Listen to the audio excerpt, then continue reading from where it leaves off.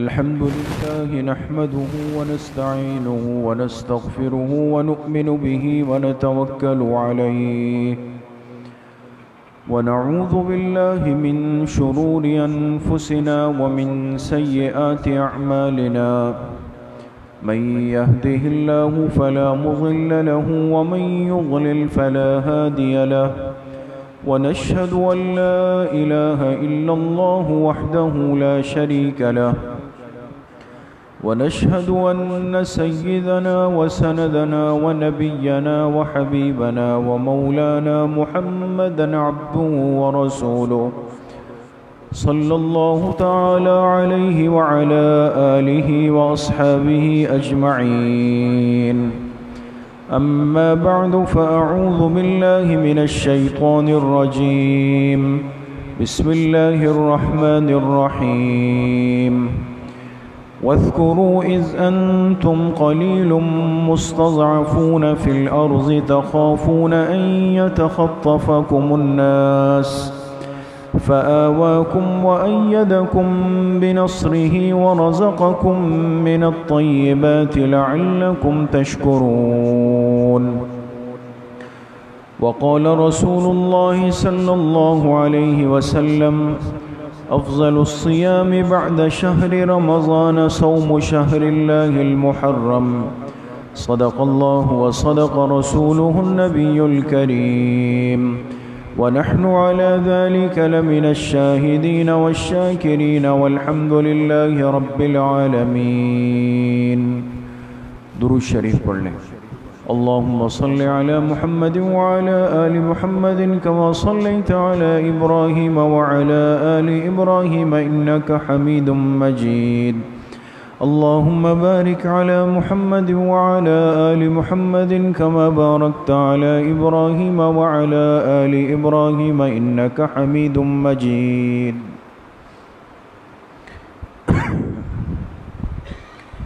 میرے محترم دوستوں، بھائیوں اور بزرگوں، اللہ سبحانہ و تعالیٰ کے ہم سب پر، اس امت پر بے بہا اور بے شمار احسانات و انعامات ہیں. اللہ پاک کی دی ہوئی ہر نعمت اتنی قیمتی ہے اور اتنی بے مثال ہے کہ ایک مسلمان ساری زندگی اللہ کی ایک نعمت کی شکر گزاری بھی نہیں کر سکتا. لیکن بعض نعمتیں ایسی ہوتی ہے کہ جن کی وجہ سے ایک انسان کو بہت ساری ایسی آسانیاں نصیب ہوتی ہے کہ ان آسانیوں کی وجہ سے انسان اللہ کے مقربین میں، اللہ کے خواص میں شامل ہو سکتا ہے. ان نعمتوں میں ایک عظیم نعمت وہ اس انسان کے لیے آزادی کی نعمت ہے. ایک انسان کے پاس سب کچھ ہے، جسم صحیح سالم ہے، دماغ صحیح سالم ہے، وقت بھی ہے، موقع بھی ہے، ایمان بھی ہے، لیکن اگر اس کو مقید کر دیا جائے، اس کو غلام بنا لیا جائے، اس کو پابند کر دیا جائے، تو یہ بہت سارے ان اعمال سے محروم ہو جاتا ہے جن کی وجہ سے بندہ اللہ پاک کا مقرب اور خاص بن سکتا ہے. اس لیے میرے عزیزو، دوستو، بزرگوں، انسانی آزادی اس دنیا میں یہ اللہ پاک کی بڑی نعمتوں میں سے. اس لیے قرآن کریم میں اللہ پاک نے ان بندوں کا ذکر فرمایا جن کی زندگی غلامی کے اندر چل رہی تھی. اور ان کا تذکرہ مظلومیت کے ساتھ کیا کہ یہ مظلوم بندے تھے.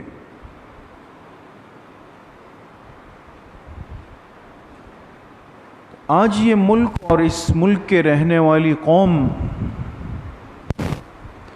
تقریباً اپنے 75 سال آزادی کے پورے کر رہی ہے، اور کل آنے والا جو دن ہے 14 اگست 2021،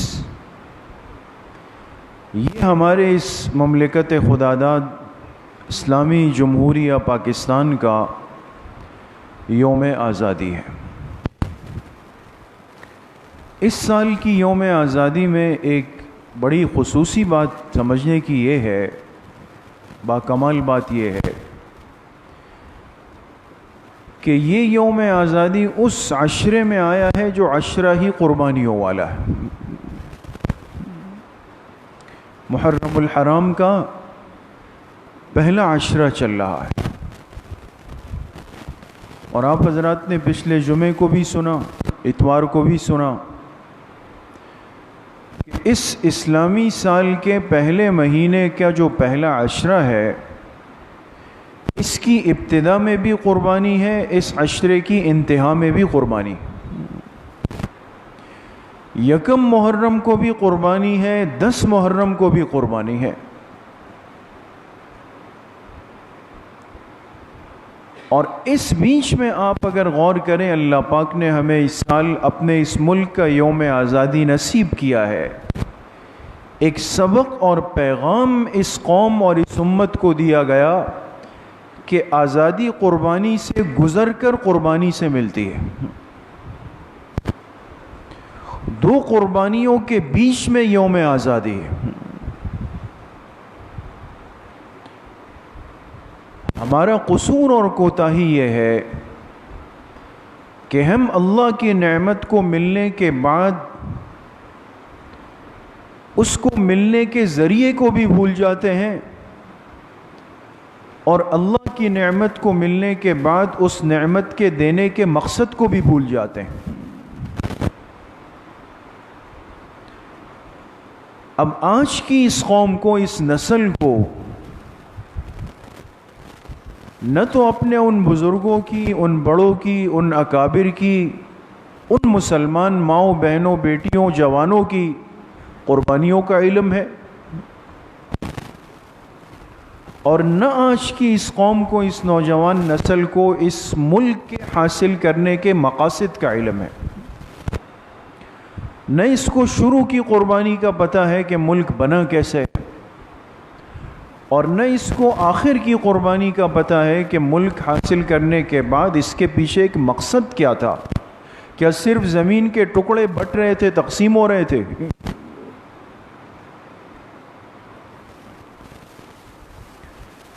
اس لیے اس نقطے پہ تھوڑا سا غور کریں. اس سال اللہ پاک نے ہمارے اس دن کو ان 2 قربانیوں کے مابین تکوینی طور پہ رکھ دیا ہے. یہ عشرہ 2 قربانیوں کا عشرہ ہے. حضرت عمر ابن خطاب رضی اللہ عنہ یکم محرم کے شہید ہے. نواسۂ رسول صلی اللہ علیہ وسلم حضرت حسین ابن علی رضی اللہ عنہ 10 محرم کے شہید ہے. 2 شہادتیں ہیں. اور ہمارا یوم آزادی 14 اگست، وہ اللہ کی شان دیکھیں کہ 2021 میں ان دونوں شہادتوں کے مابین آ گیا ہے.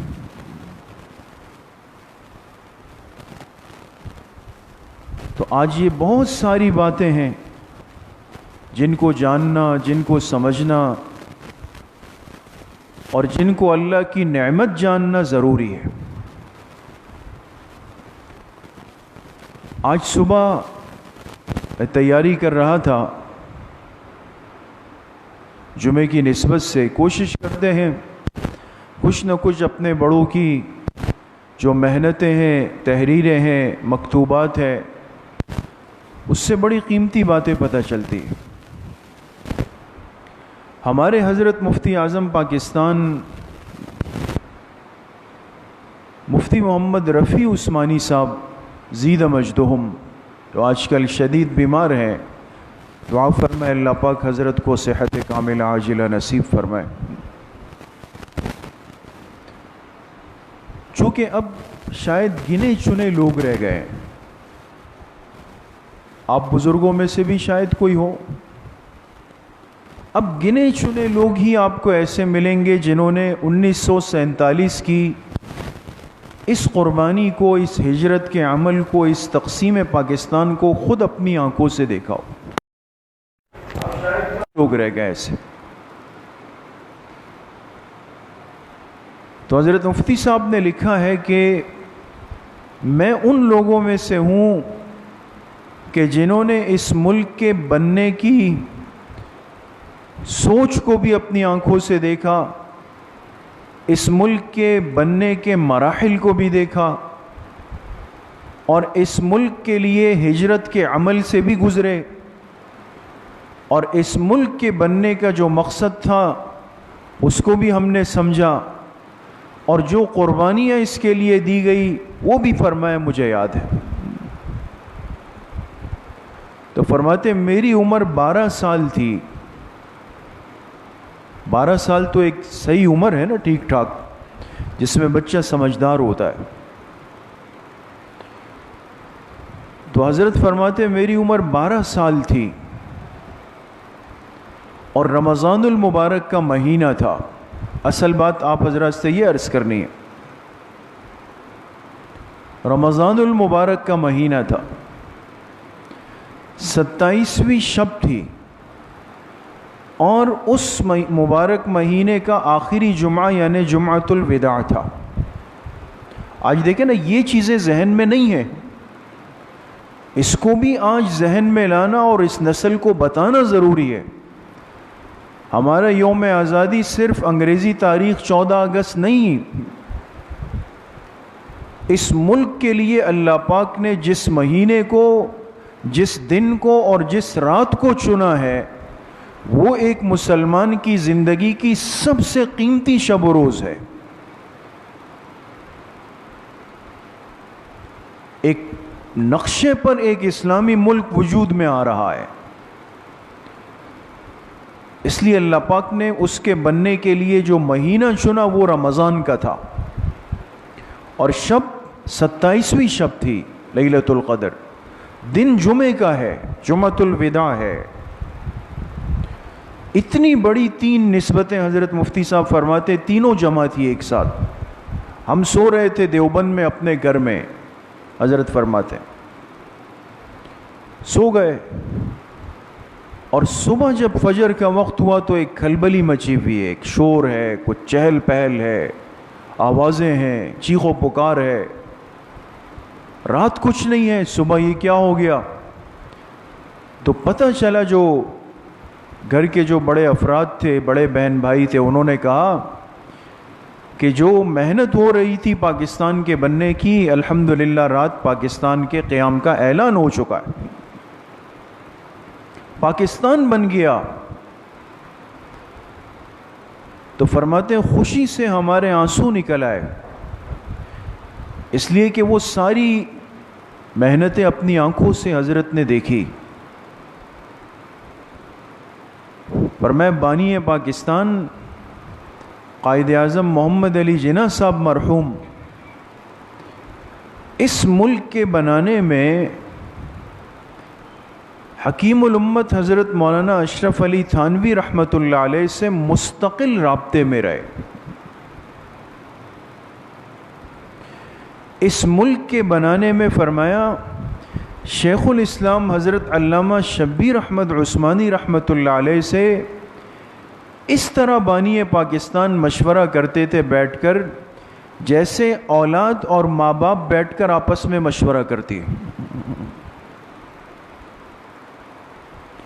یہ تقسیم کوئی زمینیں نہیں بٹی ہے دوستو کہ خطے بٹ گئے، یا محض کوئی سیاسی تقسیم ہو گئی، نہیں،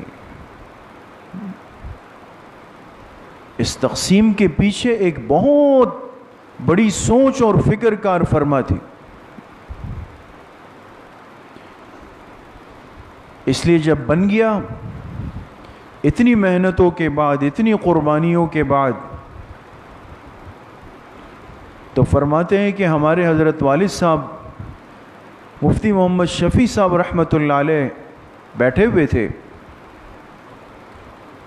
تو ایک نمائندہ آیا، جیسے آج کل یہ چینل نیوز والے ہوتے ہیں، اس وقت بھی اخبارات نکلتے تھے، اب نیا نیا پاکستان بنا ہے،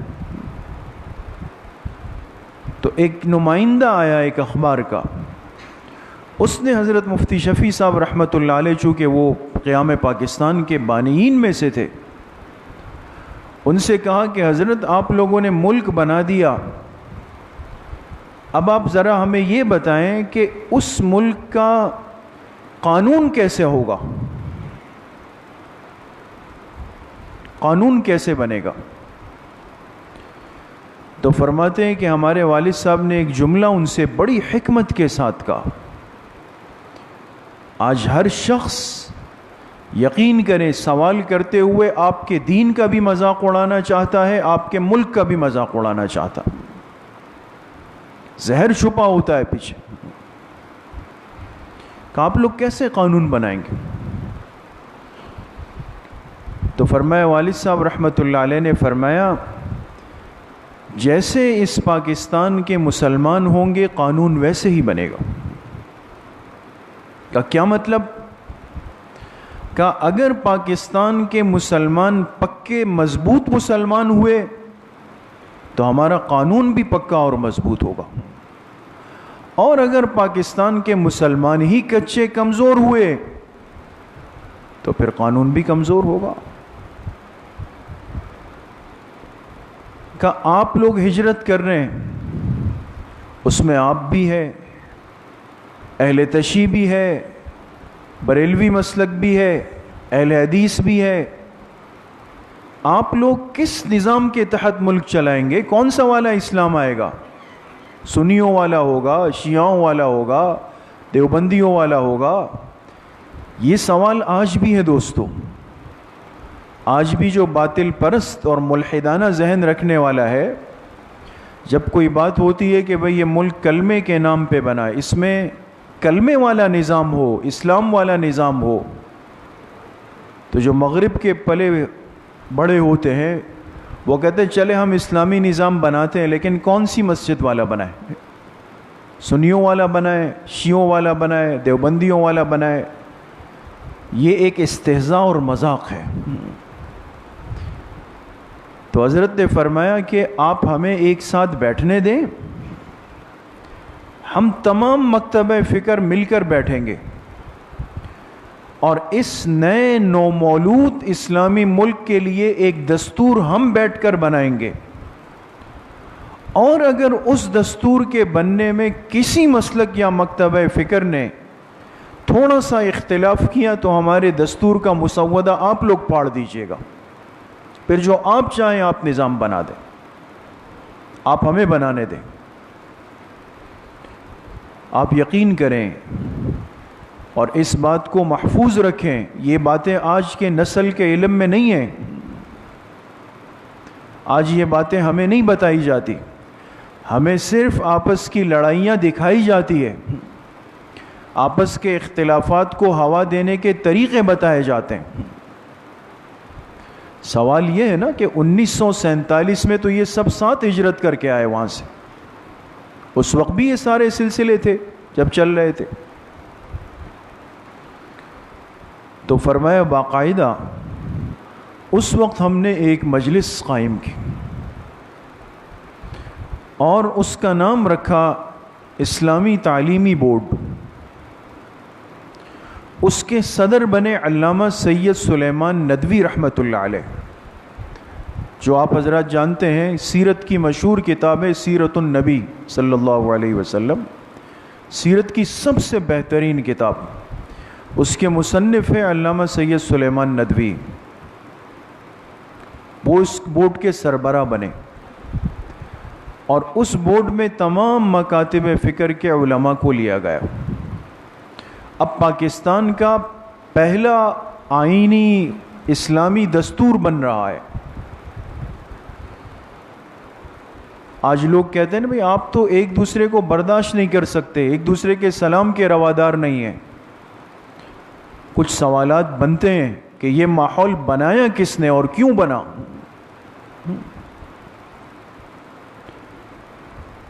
تو جب پہلا پاکستان کا دستور بنا، اس دستور پاکستان پر دستخط کرنے والوں میں تمام مکاتب فکر کے یہ علماء شامل تھے، اور اس کی کسی شق پر، کسی نکتے پر، کسی بات پر کسی نے ذرہ برابر اعتراض نہیں کیا. سب کو قابل قبول تھا. تو اگر پاکستان کے بناتے ہوئے دستور پاکستان میں تمام مکاتب فکر بیٹھے ہیں، کسی نے کوئی اختلاف نہیں کیا، کسی نے فقہی مسئلے کو نہیں چھیڑا، کسی نے اپنی رائے پر زور نہیں دیا، سب ایک دوسرے کے لیے قابل قبول تھے، وہ دستور پاکستان نافذ کیوں نہیں ہوا پھر؟ اس میں تو کوئی لڑائی نہیں تھی نا.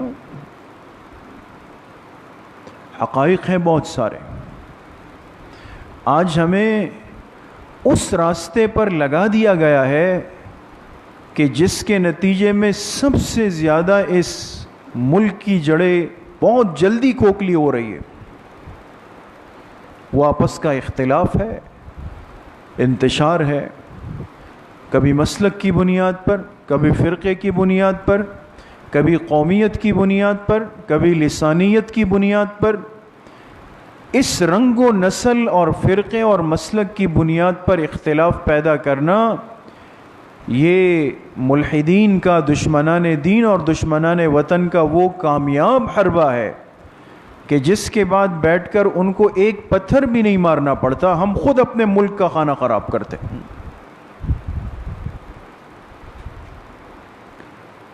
ہر ایک کے پاس اپنی ایک علمی تحقیق ہے، علمی رائے ہے، ہر ایک اپنی ایک سوچ رکھتا ہے، اپنا ایک طریقہ رکھتا ہے، اور یہ سب ایک دوسرے کے لیے قابل قبول رہے ہیں. لیکن خرابی اس وقت ہوگی کہ جب میں اس ممبر پہ بیٹھ کر، اس ذمہ دار جگہ پہ بیٹھ کر کہوں کہ صرف میں صحیح اور باقی جو ہاتھ ادھر باندھنے والا ہے وہ بھی غلط ہے، جو چھوڑنے والا ہے وہ بھی غلط ہے، جو اذان سے پہلے بعد صلاۃ و سلام پڑھنے والا ہے وہ بھی غلط ہے، صرف میں صحیح پکا مسلمان ہوں. تو اپنے آپ کو حق پر کہا، باقی سب کو اسلام کے دائرے سے باہر نکال کے پھینک دیا. دوسرے نے اپنے ممبر سے بات کی، تیسرے نے اپنے ممبر سے بات کی.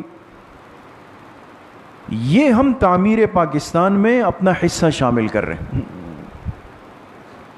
اس لیے میرے عزیزو، دوستو، بزرگو، اس نعمت عظمیٰ کی بڑی قدردانی کی ضرورت ہے. کل طلبہ سے بات چل رہی تھی مدرسے میں، ہم نے اس نسبت سے تھوڑی ترتیب کی، تو طلبہ عزیز سے بھی یہ بات عرض کی اور آپ حضرات سے بھی یہ عرض کرنا چاہتے ہیں کہ الحمدللہ آج بھی اس فتنوں کے اتنے بڑے دور میں بھی آپ خود اس بات کی گواہی دیں گے. آپ ہم سے زیادہ دنیا دیکھ چکے ہیں، آپ ہم سے زیادہ دنیا کا علم رکھتے ہیں، آپ کے پاس ہم سے زیادہ دنیا کا تجربہ ہے. آپ اس بات کی گواہی دیں گے کہ جتنی آزادی کے ساتھ اور سکون کے ساتھ اپنے دین اور دنیا کے معاملات کو لے کر چلنا بغیر کسی روک ٹوک کے اس ملک میں آج ہے، دنیا کے کسی ملک میں ممکن نہیں. یقین کریں، کسی ملک میں نہیں، چاہے وہ عرب ہو یا عجم ہو. تو یہاں آزادی ہے. آپ اپنے دین کے معاملات کو لے کر چلیں. آپ کی مسجدیں ہیں، ہر گلی میں 2 مسجدیں ہیں، اذان کی آوازیں آ رہی ہیں، مدارس ہے، قرآن کے مکاتب ہیں، تمام مکاتب فکر اپنی عبادات کرتے ہیں، ہر ایک اپنی اپنی تجارت اور ترتیب کے اندر چل رہا ہے اور آزادی کے ساتھ چل رہا ہے. دوسرے ممالک میں لوگ اذان سننے کو ترس جاتے ہیں، دوسرے ممالک میں لوگ جمعے کی نماز پڑھنے کے لیے 1-1, 1.5, 2-2 گھنٹے گاڑیوں میں سفر کر کے مسجدوں تک جاتے ہیں. یہ ساری نعمتیں چونکہ مل گئی مفت میں، ماں باپ کی گود میں مل گئی، لہذا ان پہلوں کی قربانیوں کو بھی بلا دیا. چلے کٹا کون، مرا کون، کس کا خون بہا، ہوگا کوئی. اور ملک کے بننے کا مقصد کیا تھا وہ تو ہمارا چیپٹر ہی نہیں، موضوع ہی نہیں ہے. اس لیے اس نعمت کی قدردانی کی بہت بڑی ضرورت ہے. اور اس کے ساتھ ساتھ ہر ایسا عمل کہ میری ذات کی وجہ سے میرے اس ملک کو نقصان پہنچے، تکلیف پہنچے، میں اس عمل سے اجتناب کروں. آج ہمیں دشمن نے کیا سکھا دیا؟ سب کر رہے ہیں آپ بھی کر لو، سب بجلیوں کے کنڈے لگا رہے ہیں کہتے ہیں آپ بھی لگا لو، سب سگنل توڑ رہے ہیں آپ بھی توڑ دو، سب ٹیکس چوری کر رہے ہیں آپ بھی کر لو. ایسا ہے یا نہیں؟ اور ہم میں سے ہر ساتھی یہ جملہ کہہ کر اس گناہ کے اندر آگے سے آگے بڑھ رہا ہے. تو اگر پہلے 500 تھے تو میری وجہ سے 501 ہو گئے. یہ ظلم نہ کریں، ہم اپنی غلطی کو اس کے اندر شامل نہ کریں. کوئی کرتا ہے کرے، ہم نہ کریں دوستوں. اور اپنے ملک کے سفیر بن کر، نمائندے بن کر، سچا پکا محب وطن بن کر اس کی نمائندگی کریں. ہم مجلس میں بیٹھتے ہیں، کوئی موضوع چھڑ جاتا ہے، جی ہمارے ہاں امریکہ میں تو ایسا ہے، دوسرا کہتے ہیں ہمارے ہاں دبئی میں ایسا نظام ہے، تیسرا کہتے ہیں ہمارے ہاں اٹلی میں ایسا نظام ہے. تو ہم چوتھے نمبر پہ باری آتی، ہم کہتے ہیں ہمارے ملک کا کباڑا ہو چکا ہے، کھانا ہی خراب ہو چکا ہے، یہ ملک ہی ایسا ہے. جہاں کھایا، جہاں پیا، جہاں تجارت کی، جہاں پڑھا، جہاں اپنا گھر بنایا، اسی کے پیچھے جو ہے ہم داستانیں بنا رہے ہوتے. یہ حب الوطنی ہے. انسان اپنے گھر کی کمزوریوں پہ پردے ڈالتا ہے، خوبیاں بیان کرتا ہے. ہم وہ واحد عجوبہ ہے کہ جو مجلس میں بیٹھ کر اتنے احساس کمتری کا شکار ہوتے ہیں کہ اپنے ملک کی صحیح ترجمانی صحیح الفاظ میں بھی نہیں کر سکتے. اور تیسری بات، ہر مسلمان اس موقع پر اپنے ایک جذبات کا اظہار کرتا ہے. کوئی جھنڈا لگاتا ہے گاڑی پر، گھر پر، بچے بھی اہتمام کرتے ہیں. یہ اس قربانی کی ایک یادگار کو تازہ کرنا ہے دوستو. یہ کوئی سنت یا عبادت سمجھ کر نہیں ہے، بلکہ حب الوطنی کا ایک اظہار ہے، وفاداری کا ایک اظہار ہے. تو اس میں یاد رکھیں کوئی ایسا فعل نہ ہو کہ جس سے ایذائے مسلم لازم آئے. اب باجے بنا دیے، وہ بھی بچوں کو پکڑا دیے. تو ایسی چیزیں جس سے دوسرے مسلمان کو تکلیف ہو رہی ہے، تو ان چیزوں سے اپنے آپ کو بچائیں. پاکستان کا پرچم نیچے گر جاتا ہے، جھنڈے نیچے گرے ہوئے ہوتے ہیں، پیروں کے نیچے آ رہے ہوتے ہیں، یہ سب غیرت ایمانی کے خلاف ہے دوست. تو ان کمزوریوں کا ازالہ بھی کریں اور اپنے اس پیارے ملک جو عظیم نعمت ہے، اس کے لیے ہم دن رات کم از کم دعاؤں میں اپنا حصہ شامل کریں کہ اللہ اس عظیم نعمت کی قیامت تک حفاظت فرمائے. یہ اسلام کا ایک مرکز ہے، اسلام کا ایک قلعہ ہے. تو بات شروع میں نے عرض کی، بس آخری بات کہ آپ اگر غور کریں، اللہ پاک نے اس کو عشرہ محرم کے بالکل بیچ میں اس سال رکھ دیا ہے. شروع میں بھی قربانی، آخر میں بھی قربانی. تو یہ عشرہ محرم بھی چل رہا ہے اور ایک مسلمان اس مہینے کی حرمت سے، احترام سے اچھی طرح واقف ہے. حدیث پاک میں اس مہینے کے روزوں کے خاص فضائل ہیں. آپ علیہ الصلاۃ والسلام نے فرمایا افضل الصیام بعد شہر رمضان صوم الشہر اللہ المحرم.